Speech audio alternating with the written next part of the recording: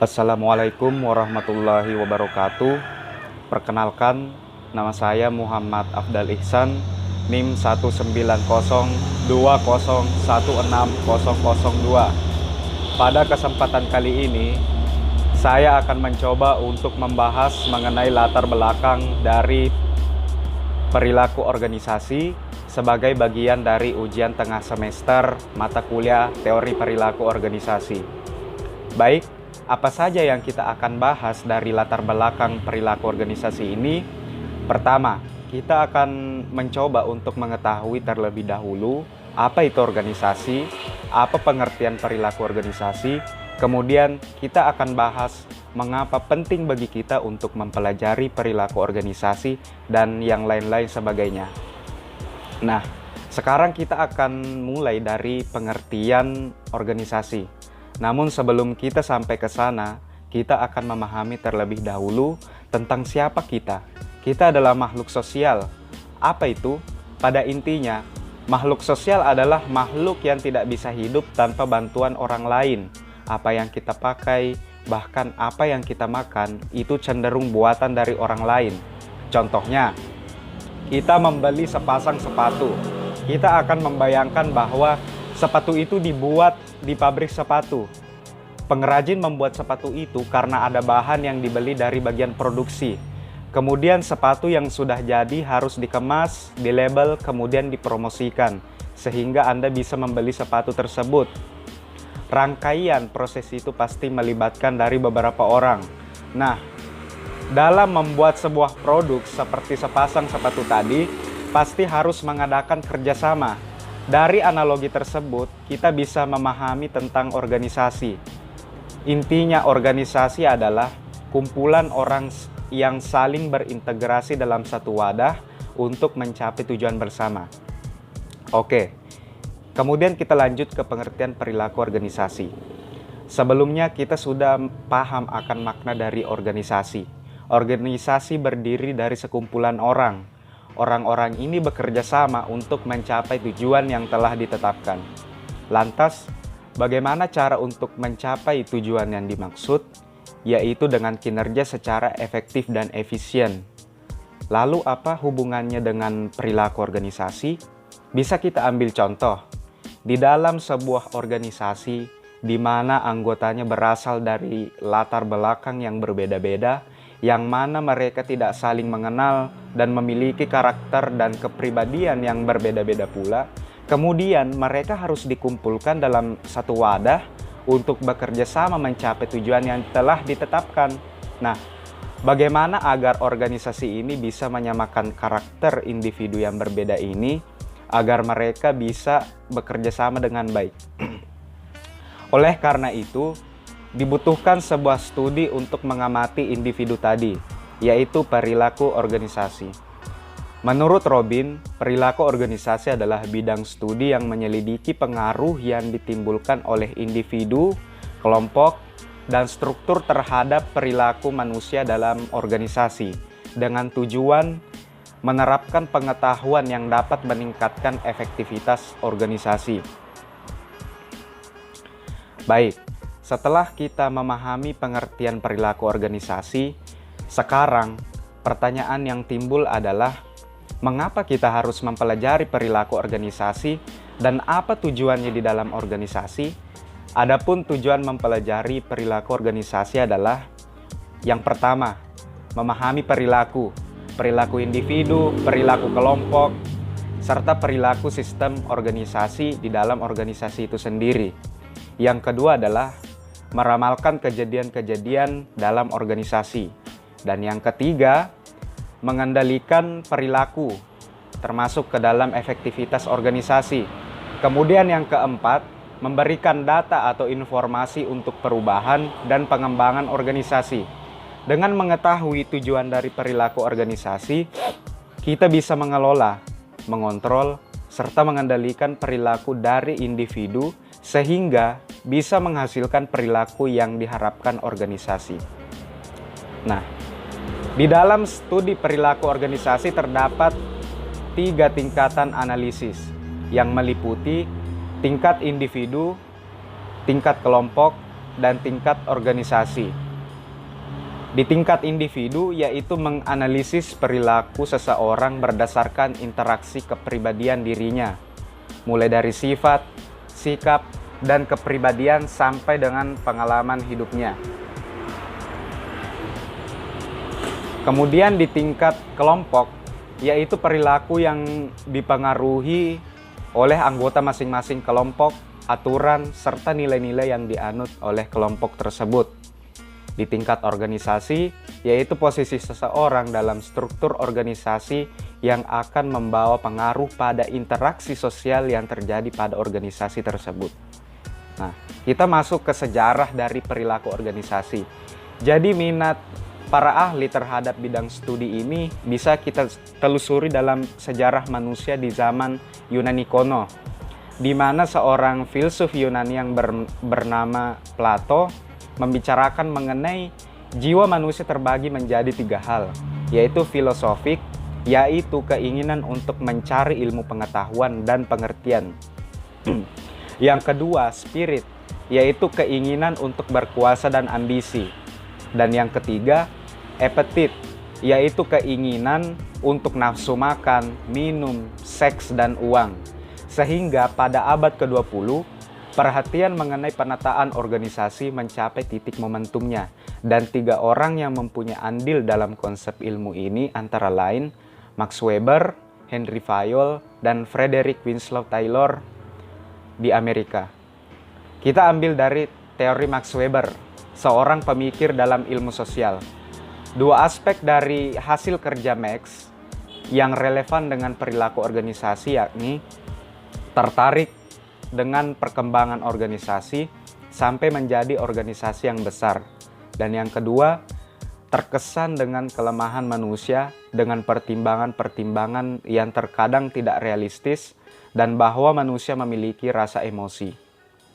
Adapun model birokrasi yang dikemukakan oleh Weber, yang pertama, adanya spesialisasi atau pembagian kerja.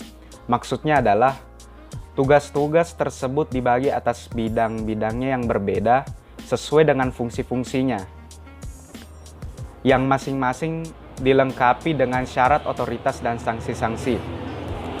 Yang kedua, adanya hierarki yang berkembang. Artinya, jabatan-jabatan itu disusun dalam tingkatan hierarki dari atas ke bawah dan ke samping.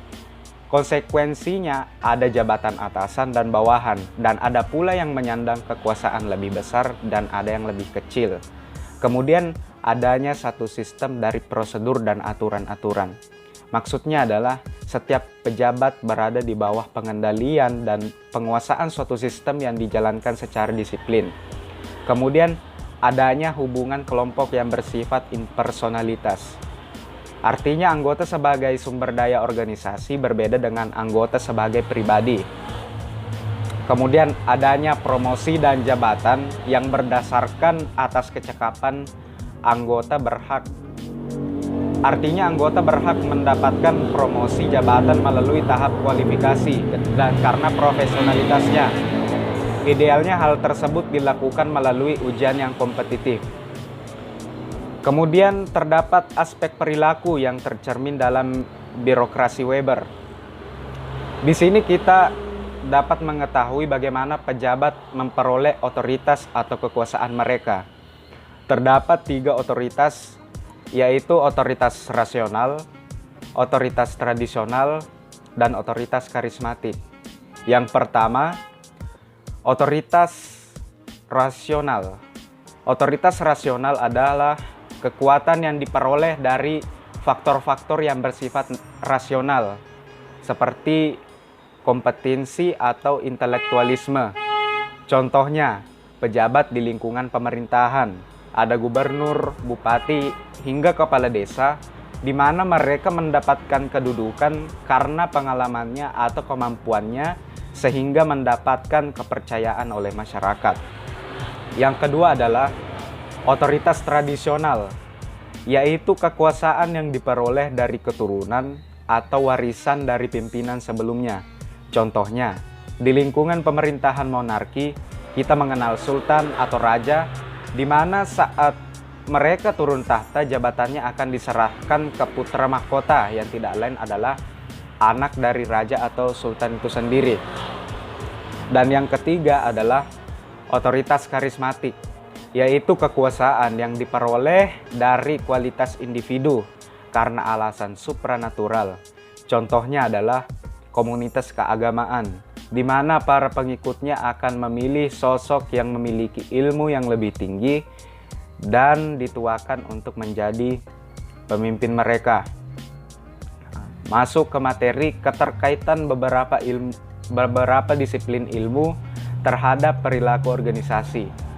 Jadi, perilaku organisasi adalah ilmu interdisipliner, di mana ada berbagai bidang ilmu yang menuangkan kontribusi dalam studi ini. Yang pertama, ada psikologi. Psikologi merupakan ilmu yang berusaha mengukur, menjelaskan, dan kadang merubah perilaku manusia. Di dalam perilaku organisasi, disiplin ini menganalisis perilaku individu yang meliputi pembelajaran, motivasi, kepribadian, persepsi, pelatihan, kepemimpinan, kepuasan kerja, pengambilan keputusan individu, penilaian kerja, pengukuran sikap, seleksi karyawan, desain kerja, dan stres kerja. Kemudian disiplin ilmu yang kedua ada sosiologi. Sosiologi adalah ilmu yang mempelajari sistem sosial di mana tempat individu-individu yang mengisi peran-peran mereka, mempelajari hubungan manusia dengan sesamanya.